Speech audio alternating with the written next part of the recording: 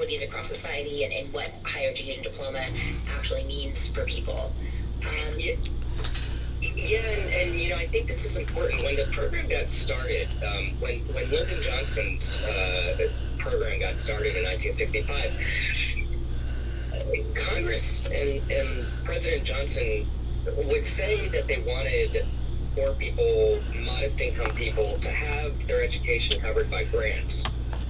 And so this idea that everyone should have a huge loan was not the intent of the program. But again, what ended up happening is to cover students' education with grants, Congress thought that was too expensive. And so loans became the easy option. It was like, okay, we have this goal, but when the rubber hit the road and they looked at how much it would cost, they're like, you know what, let's just get the funds. And that happened more and more and more. And it happens now. And so every year, or every time that they reauthorize the Higher Education Act, they talk about Pell Grants, which are intended to be scholarship money that doesn't have to be repaid for modest income students. But Congress never really increased the Pell Grant over time. I mean, they did, but it didn't increase nearly as quickly as schools were increasing their prices. And so, there's been this growing gap between what the Pell Grant covers and what poor modest income families' ability to pay is. So loans just became the easy option to fill that gap. Right. It's also fair to note that, it's hard to subsidize your way into affordability if higher education institutions have been committed to rising prices, right? Yes. Exactly. This is all about, a lot of this is risk. It's like, how do you build in risk so that you don't create this moral hazard of colleges just having the incentive to raise prices the more that the government puts into families' hands. Right. And we're going to talk about this later, but just to leap ahead for a sec, this was across free college proposals like Bernie Sanders, because it was like, well, we'll subsidize college to be free for everyone, everywhere, but some states are subsidizing public education at a much higher rate than others. You're leveling the playing field at the expense of the places that had been making a better effort to do it already.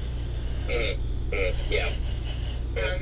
This would probably be a great place to pivot and tell one of the stories of borrowers and really bring it home to what the impact actually is on people of this kind of mess of a program.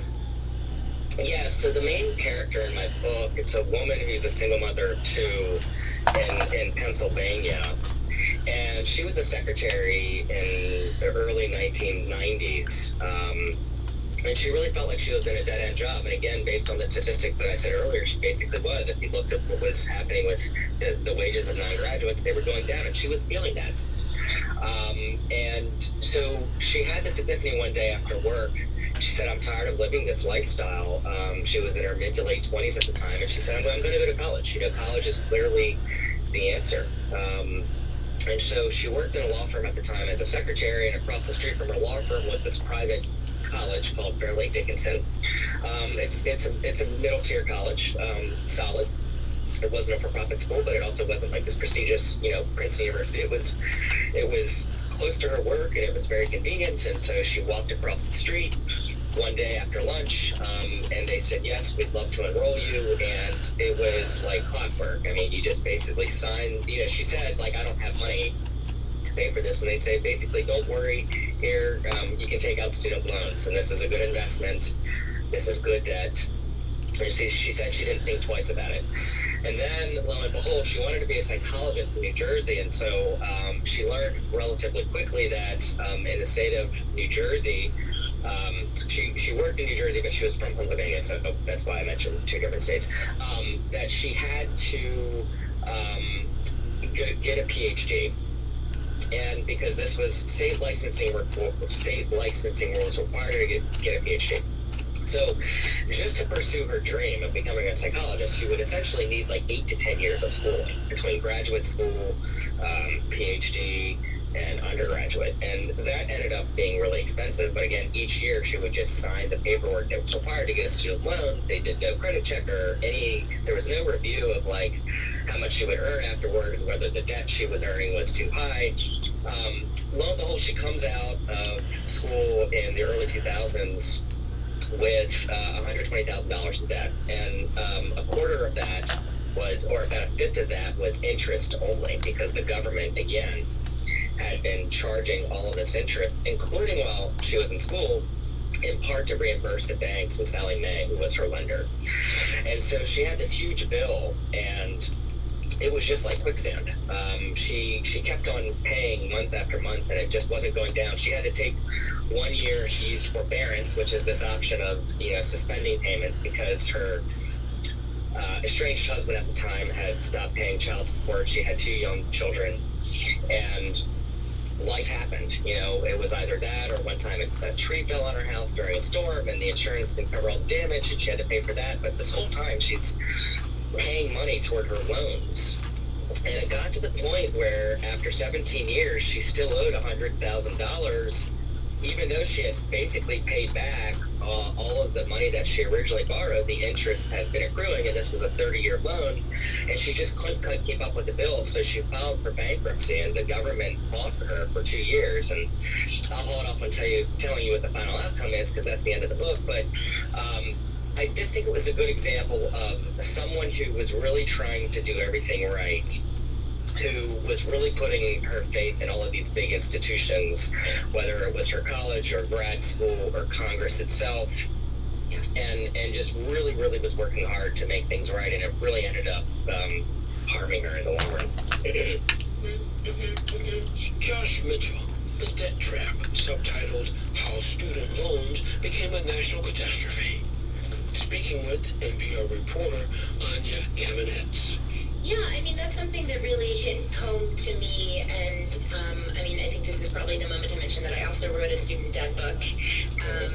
And what's so remarkable, right, is it came out 15 years ago, and so much has happened since then. But it was already, the time that I was writing about was when student loans had flipped from being fewer than half of all undergraduates to about 2/3 of all undergraduates in about a 7-8 year period.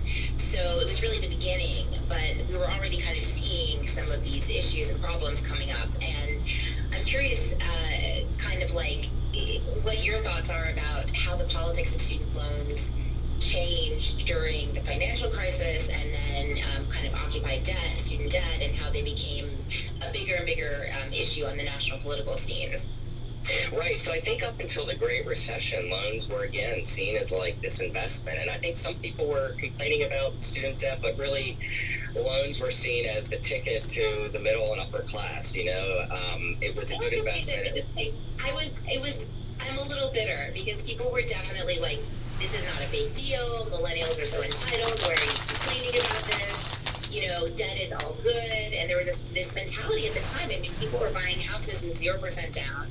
They were like, hey, your salary is going to be great with a bachelor's degree, so why are you even complaining? And never is there a mention of the people that don't finish their degrees, right? Yeah. Most likely the default are not people with $100,000, as horrible as that is, but the people with a few $1,000s and no degree. So we saw the seeds of this before the financial crisis. It was part of the financial crisis. This whole mentality of free money was part of the financial crisis, and that we're going to patch the holes in the social safety net with cheap lending instead of actually spending, which in your telling goes all the way back to the war on poverty, which is fascinating. Well, totally. And also the 1990s, I think, is really when this whole idea of consumer debt sort of took off. And it was interesting. I kind of point out somewhat of, I guess it's an irony, that during the Clinton administration, there was this huge focus on reducing the federal deficit and debt at the federal level. But then, telling consumers, getting into debt for houses and college is great, and it was like one form of debt was considered really bad, another form of debt was considered this great investment. And that was one of the reasons why, Congress, sort of expanded these loan programs, whether it was for home lending or at least expanded its presence in these loan markets.